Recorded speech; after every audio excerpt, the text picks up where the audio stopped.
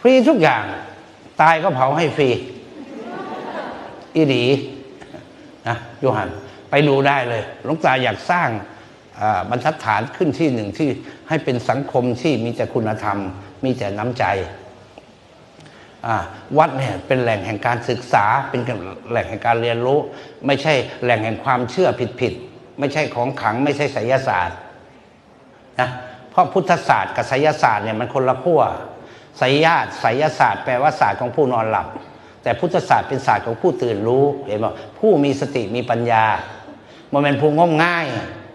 ตัวกันจะว่าจะบุญนั่นบุญนี่บุญนั่นบุญนี่อยู่ขนาดกรรมคือการกระทำเราจากเปลี่ยนเราไม่สามารถเปลี่ยนแปลงใครได้เราเปลี่ยนแปลงตัวเองได้พัฒนาตัวเองได้ภาวนาแปลว่าพัฒนาเห็นป่ะพัฒนาเด้อคือจะบดติดบดดอกที่เนาะอยู่นี่เบิ่งแล้วนะบดดดอกจังหน่อยก็ได้ออกดอกนะภาวนาเบิ่งลมหายใจนั่นยามสินอนเด้อมันจังมาฟุ้งซ่าน